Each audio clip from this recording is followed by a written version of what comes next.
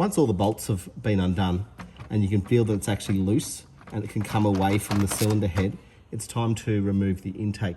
There's no easy way to do this. It gets caught up on everything. This fuel line will get in the way, but we will be able to manipulate it out of here. You just need to work slow and be patient with it. Remember too that this EGR pipe can be moved out of the way a little bit.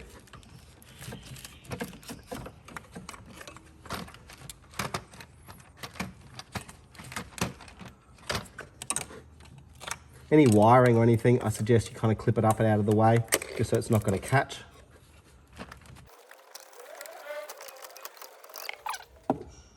So after a bit of finagling to try and get this out, I can see it's getting caught up on these brackets here. So there's two bolts that secure this fuel rail on and also this bracket. So I'm going to zip these bolts off, take the bracket off and zip it back on. I don't really want to disturb the fuel rail if I can avoid it.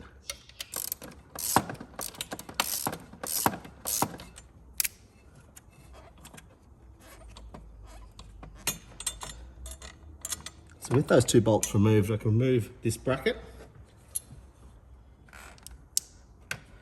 So with the manifold a little bit removed, you can reach down and unplug this one. To unplug this is you need to squeeze the two sides. So you've kind of got to get a finger in on each side and be able to press it. And then you can remove that one right out of the way. Now with that one right out of the way, hopefully we've got enough room to see if we can wiggle this out.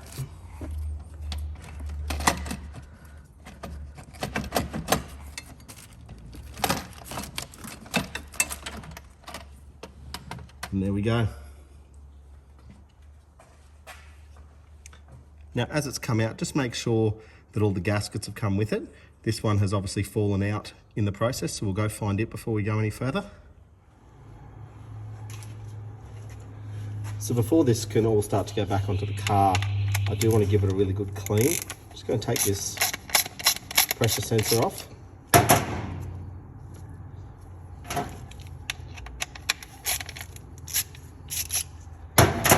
Once that screws out, you can just give it a little twist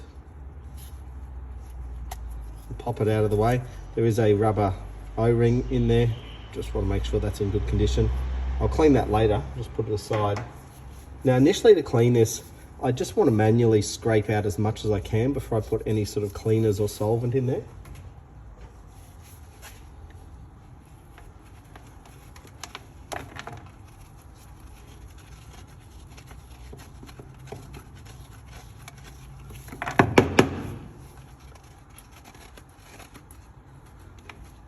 I'm not going to lie, this is pretty messy.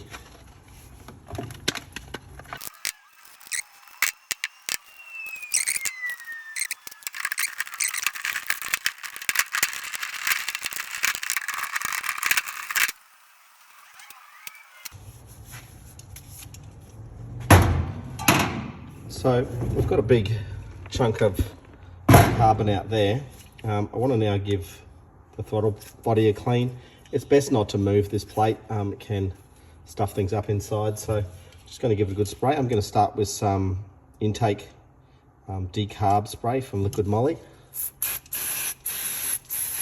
Now this is the stuff you actually spray in there while the engine's running, which I don't like doing.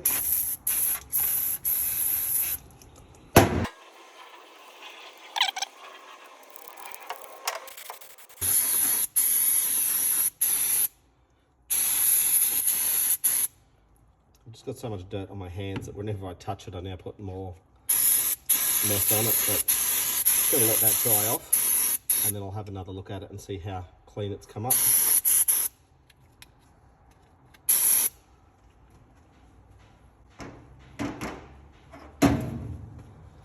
While I've got the sensor out, I'll give it just a good spray with this as well.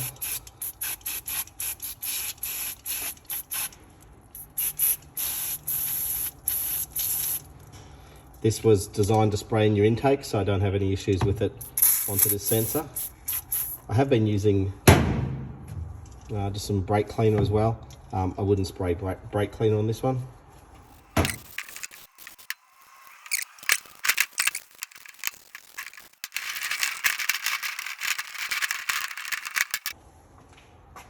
So I've just given them a quick rinse off. They're certainly better, but certainly at this point not quite good enough to put back. Got a couple more tricks up my sleeve. So I've now taken everything outside, and what I want to use is, well, this is some barbecue cleaner. You can use oven cleaner, and just want to give it a really good spray in there, and it foams up nicely on the sides.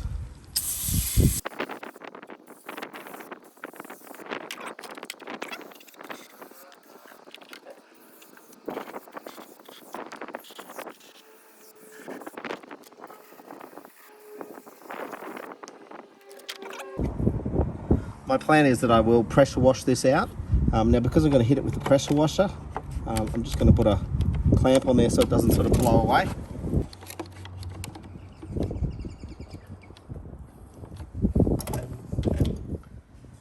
So 10 minutes later, I can see that a lot of that stuff is just pouring through.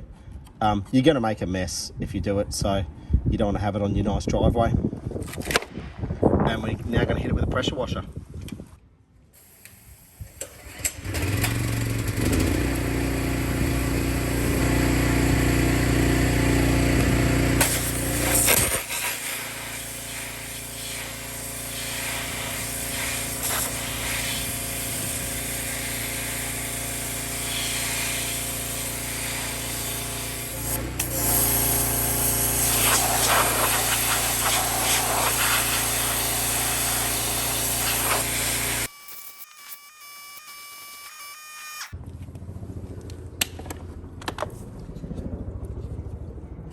They're starting to get quite happy with how that's looking. I'm just going to move it around and do it from some different angles.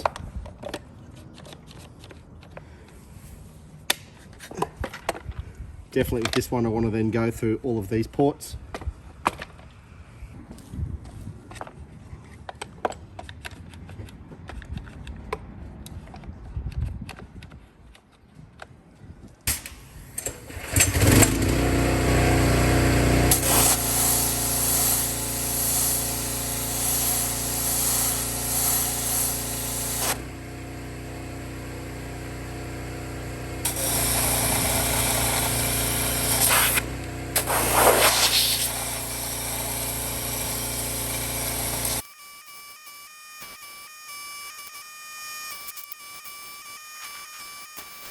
So just evaluating now how clean things are. If you can see in there, it's obviously still quite wet, so we'll dry it all out, but I'm quite happy.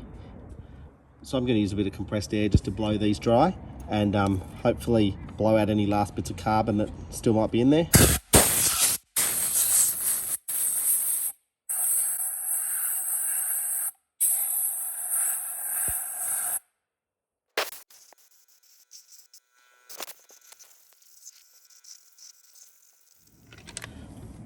Now that I've pretty well dried it out, I can still see that there's a few spots where it just hasn't come quite clean, so I might spend a little bit more time off camera and just tidy a few of those up. But other than that, like, you could put it back together with it like that. It's certainly a lot better than what it was.